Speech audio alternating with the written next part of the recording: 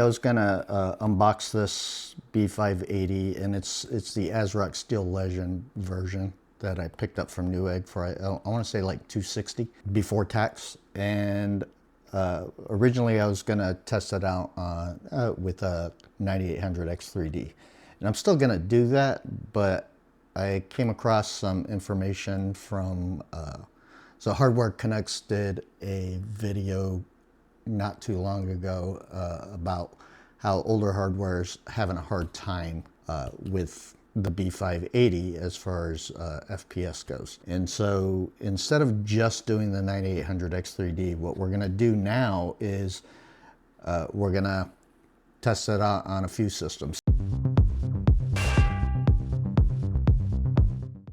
Because of that video, it makes me wonder about other hardware, right? Other setups. Now, obviously, I'm not gonna do all those tests in one video and showing me playing all those games, because that would take a while. So, what we're gonna do is I'm gonna test all those different systems, all those different setups, and list those setups along with the results. And so, what I'm gonna do is I'm gonna obviously use Cyberpunk 2077.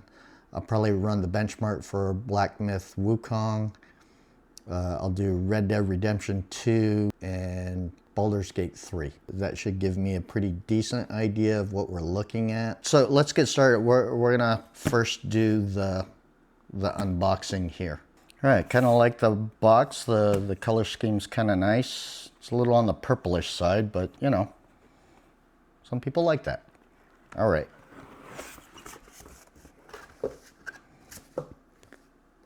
And here's quick installation guide. Looks like it's just the physical installation side. Nothing about drivers or anything. Oh, there it is. Supposedly there's a support CD into your optical drive. That's interesting that they would put that in there. I don't even know if this thing comes with an installation CD. That would be a little weird in this day and age. And I don't see any. No, there's no installation CD, so I don't know why. Insert the support CD into your optical drive for driver installation. That's kind of funny.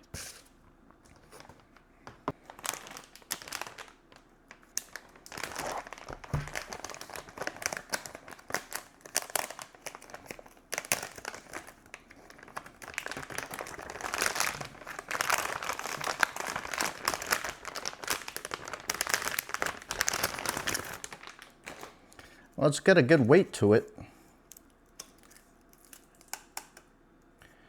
Looks like the back plate is metal.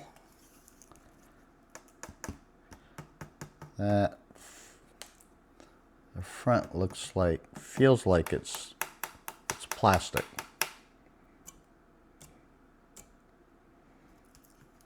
And it's got kind of like semi-opaque clear blades on the fan. I'm assuming for the RGB. I kind of like the white Golden Fingers cover right here. That matches the kind of look and feel of the card. It's a good looking card. It's got some good weight to it. It's got a good pass-through, large pass-through area for the heat sink on the fins. 2 8-pin connectors for the PCIe. I'm assuming it's overclockable, and that's why they need that extra power for a GPU like this. And it's got 12 gigs of VRAM as a reminder, which is good for $250, or in this case $260 card. That's actually a pretty good price. All right, so yeah. Let's start doing the peel thing. I don't care what anybody says, there's a certain satisfaction to doing the peel thing.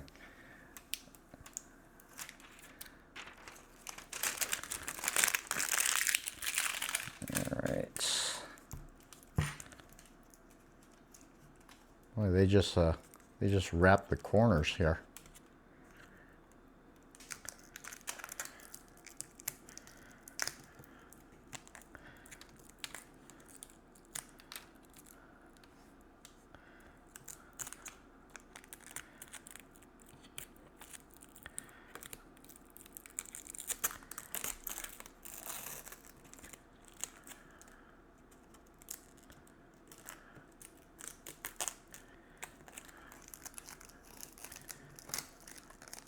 And this thing's on tight.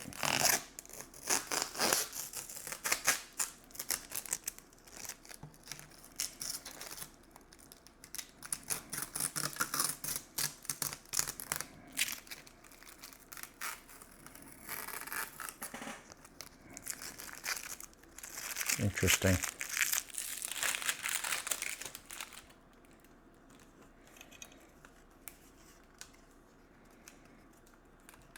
Can't tell if there's, sometimes they come with little peels on the hubs, sometimes they don't, and I can't really tell.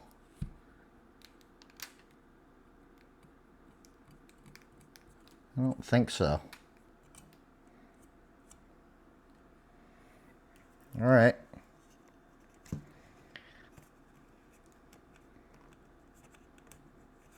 Wow, this thing's on really tight.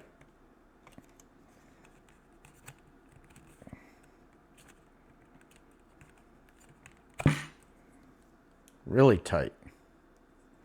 All right, looks pretty good. All right, well, here it is. The ASRock Steel Legend B580. And so let's put this bad boy onto some rigs and see what we get out of it. All right, and I'll be right back after a prolonged length of time of game testing. All right, so I used multiple different platforms to try to achieve a wider range of results and what you can expect from the B580. All right, we're gonna take a look at the 9800 X3D, obviously as our top of the line gaming CPU, and that platform is gonna have 32 gigs of DDR5, 6000 megahertz. And the motherboard is the MSI Tomahawk B650. And then I use the i5-13600KF with 16 gigs of DDR5, 5600 megahertz. Motherboard is the ASRock B760M-C. Then I chose to use that iBuyPower PC that I had purchased from Walmart for $1,000. If you recall from that video, a single channel, single stick of DDR5 5200 megahertz, that's 16 gigs. But interestingly, as you'll see, it didn't seem to affect its results. It held up really well. I don't know, I might have to revisit the single channel versus dual channel performances. Maybe it's due to the GPU's limitations, but it's interesting, you'll see. So that has the 16 gigs DDR5 5200, and the motherboard used was the ASRock B650M-C. And then I used the i5-10600K, which is obviously an older CPU and not an uncommon CPU, it being an i5. And so with that platform, I used 16 gigs of DDR4 at 3600 megahertz. The motherboard I used for it was the Asus Maximus Hero 13. And then the Ryzen 5 5500. I used this primarily because I just had it on hand and I didn't have a 5600. Doesn't perform as good as the 5600, which is a more common CPU, but it should suffice as far as a close enough factor, right? And so with that platform, I used 16 gigs of DDR4 at 3600 megahertz. and the motherboard was the MSI B550M Pro VDH. And then the Ryzen 5 3600, which is not an uncommon CPU that's used for older builds and PC flips and things like that. So I thought that would be also pertinent. And that platform had 16 gigs of DDR4, 3200 megahertz. And I used the Gigabyte B550 Gaming XV2 for the motherboard. Also, I played around with the settings so that we have a like-for-like comparison, but I also wanted to get the best results I could for those platforms. So after playing around with it, at the top of each of the games, you'll see what the settings were. All right, so the first game that we're going to look at is Cyberpunk 2077. And by the way, all of these platforms are on Windows 11 Home. And for Cyberpunk 2077, I used the Ultra preset. I turned the scaling off and didn't use RT. And just to be clear, all of these results are an average frames per second results. For the 9800 X3D, we hit 96 frames a second on average at 1080p, and at 1440p 49 frames. 13600KF didn't do a whole lot worse. It did 88 frames on average at 1080p and 46 frames at 1440p.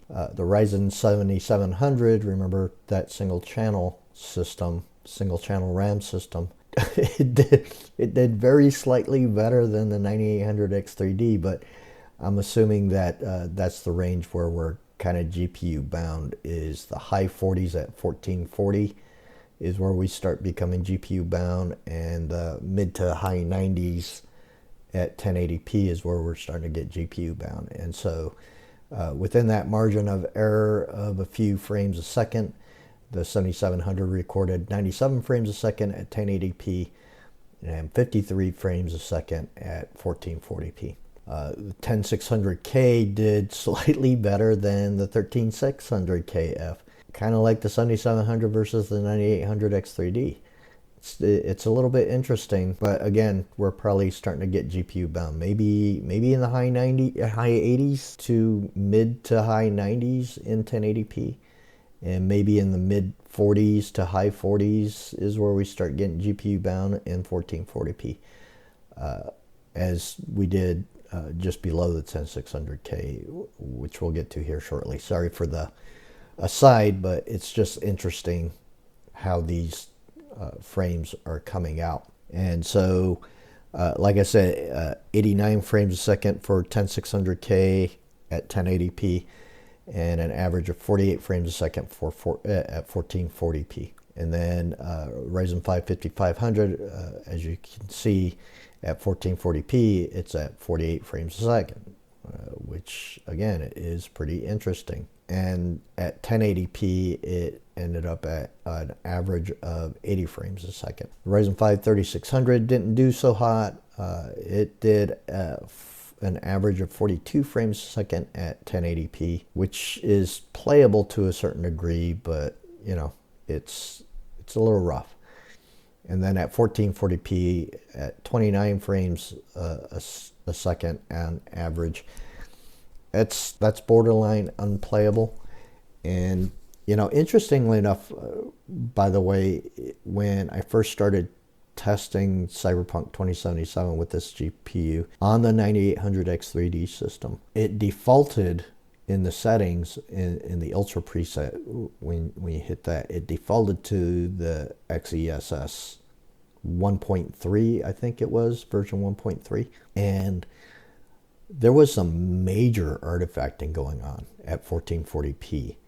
I didn't check it out at 1080p, but at 1440p, major artifacting, especially in the shadows and bright spots and things like that. It was horrible.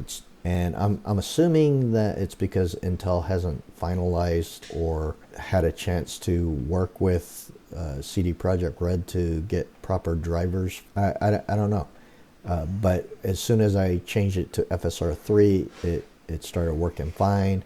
Then just for just to see what else would happen. I tried it at FSR2 and that seemed fine. And then I turned off all scaling. And from there forward on all the testing, the scaling was off. It's only in XeSS 1.3, I think. I think it was version 1.3. The next game is a game that's a little bit more demanding than Cyberpunk 2077. And I used the benchmark tool on this one, just like I did with the Cyberpunk 2077 results. And for this one, because of how demanding the game can be, I'm primarily focused on the high presets, because the very high presets were making it close to unplayable. And so I don't know how many people would be happy with those kind of frames, as you can see. But I decided to put those results in alongside with the high presets. For the 9800 X3D at 1080p at high preset, we averaged 76 frames a second, and 1440p averaged at 66. And the very high presets at 1080p was 44, and 1440p was at 38 average frames a second.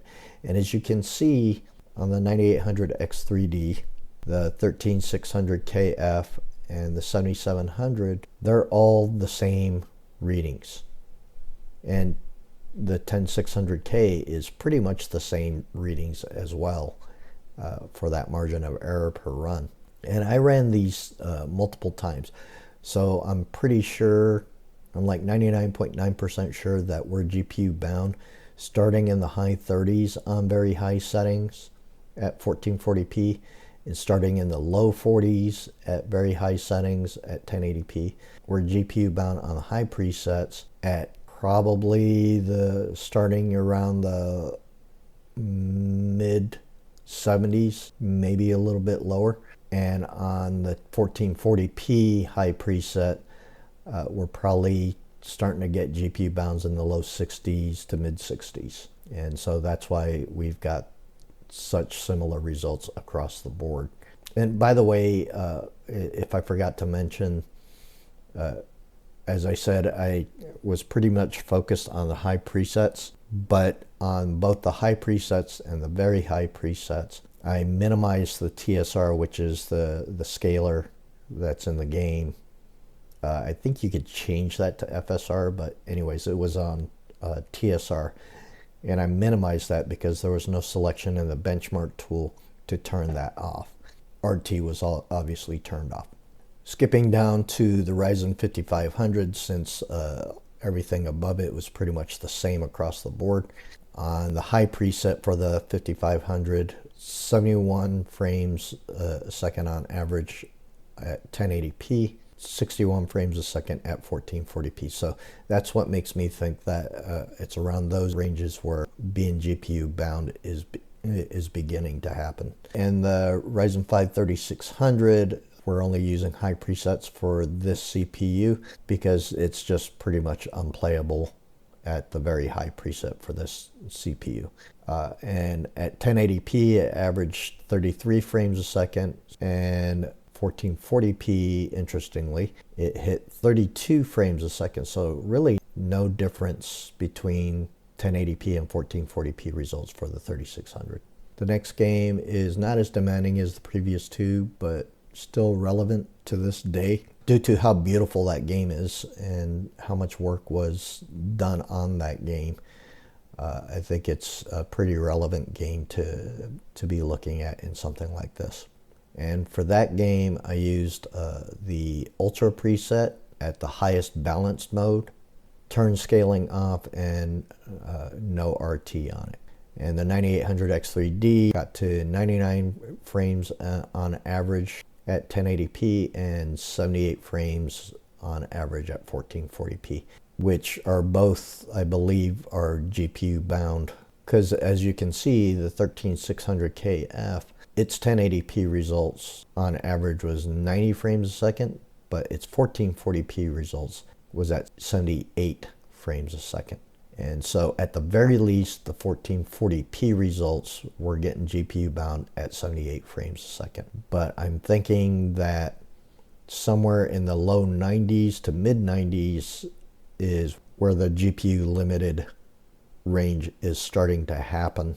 And if you look at the 7700, that it pretty much justifies what I'm guessing at, which is the 1080p results average at 97 frames a second. Not a whole lot different than the 9800 X3D, and at 1440p it averaged 78 frames a second. So yeah, definitely GPU limited at 1440p. 1080p, I'm pretty sure at least in the low 90s, if not the mid 90s at worst case scenario, where GPU limited is beginning to happen.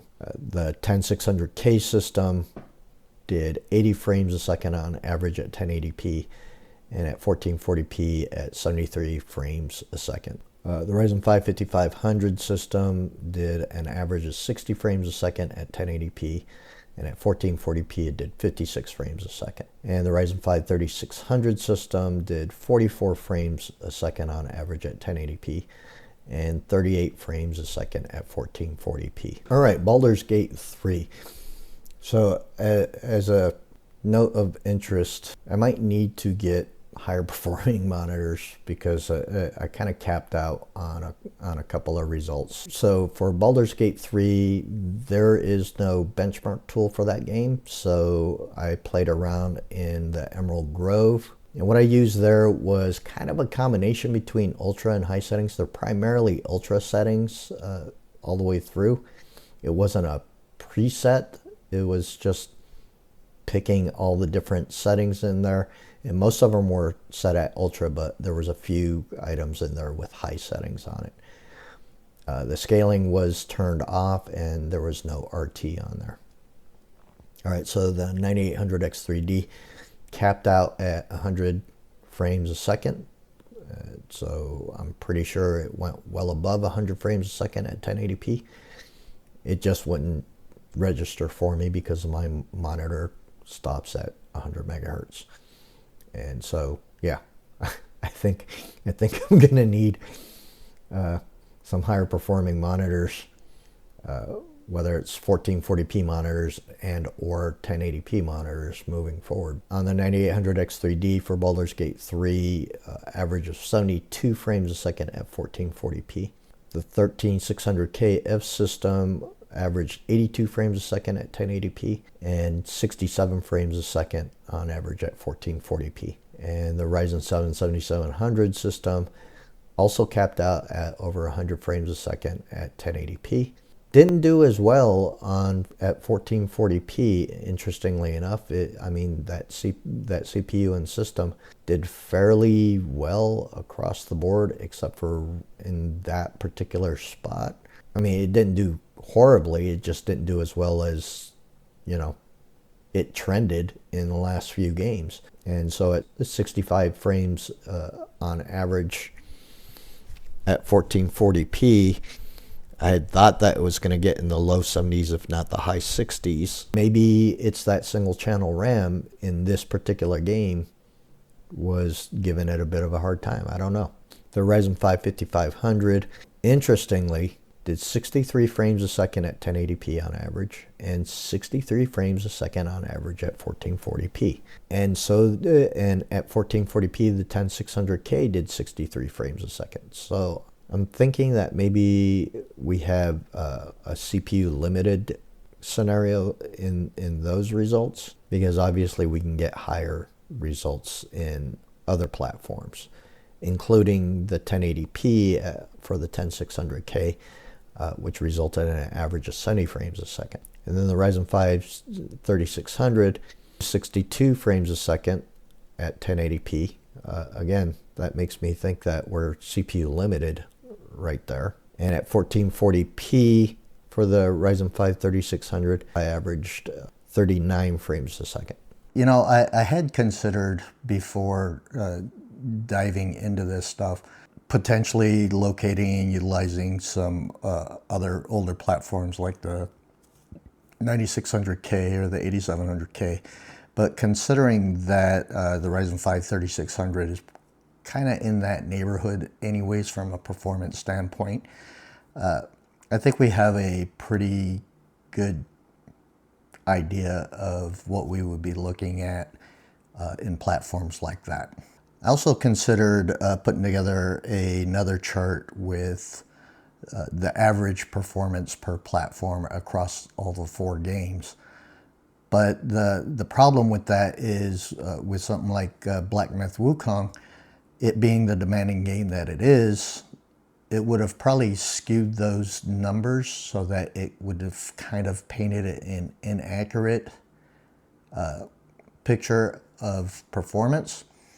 Now, if we had done something like 40 games or something like that, then it wouldn't have been as much of a difference. But it being 4 games, 25% of the results, I think it would have skewed it and given you the wrong interpretation, especially if you skipped ahead to the end here to look at the averages.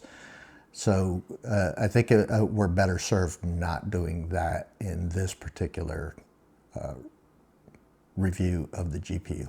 It's also important to note that all the systems that I ran these tests on support resizable bar, which is an important factor from what I've gathered and from what other testers have gathered. Without resizable bar support, this GPU takes sometimes massive hits, up to like a 50% hit in frame rate results. If you're unsure of whether or not your platform supports resizable bar, well, firstly, you can figure out what motherboard you have and what CPU you have and figure out whether or not that platform supports resizable bar. And you do this, well, first you need to know what your motherboard is. And if you don't know that, then it's fairly straightforward. You could go into the search bar in the Windows Start menu and type system information, and probably in the first third of that page you'll be able to find out what motherboard you have in your system. And from there you can look up your CPU and motherboard and find out if that platform actually supports resizable bar. You can also go into BIOS if you know how to get around in BIOS. That being said, you know, the Battlemage GPU actually had some good performances, as you saw in those games in certain platforms. Of course, when it got to the higher tier platforms or higher tier CPUs, we became GPU bound in a decent chunk of those results. But we also became CPU bound on the lower end. If at the end of the day you're looking for an upgrade in your GPU and you've got like a mid to upper lower tier kind of platform that maybe it's a little aged, maybe you've got a 1060 in there or 1070 or RX 580 or something like that, and you want to upgrade to a card that's got 12 gigs of VRAM, this is not a bad option as long as your platform supports resizable bar. Just make sure that you do that. If not, then, well, you've got some decisions to make on whether or not you actually want this GPU, and or maybe it's time to upgrade your platform. Either that or, you know, start looking at some other GPUs that are out there. Of course, those GPUs are probably going to be, at least at current market prices, probably going to be around the $400 mark is where your starting point is, if you want one that will last you and supports at least 12 gigs of VRAM. Now that could change depending on how the GPU market reacts to the new generation GPUs that are coming out, the RTX 50 series and the RX 90 series cards that'll be rolling out over the next few months. So if all goes well, that would drive current generation GPU prices down as the new generation comes out. But that could take months, maybe even the better part of a year for you to see that benefit. So, you know, you would have to have some patience and exercise it, right? And lastly, there's certainly going to be other testers that are going to test out this GPU on probably older platforms. I know Hardware Connects did some of that stuff already, And I think Hardware Unboxed did some AMD ones, and they had planned on doing some Intel platforms. And hopefully my results will add to that. And, you know, with the B580 currently being sold out, you've got some time to wait and figure it out as more of those results come out to make a more informed decision on whether or not this is the card for you. To be clear, it's a good card for this price point. It's a good card, but there's obviously some caveats that go along with the fact that it is a good card for its price point. So just be aware of that. And if you got any questions on this GPU or other GPUs, feel free to write down in the comments. If you're not sure how to figure out your motherboard and whether or not it actually supports resizable bar, feel free to write down in the comments what motherboard you have, and I'd be happy to take a look and see if I can figure it out for you. All right, so until then, thanks for joining me, and I hope to see you in the next one.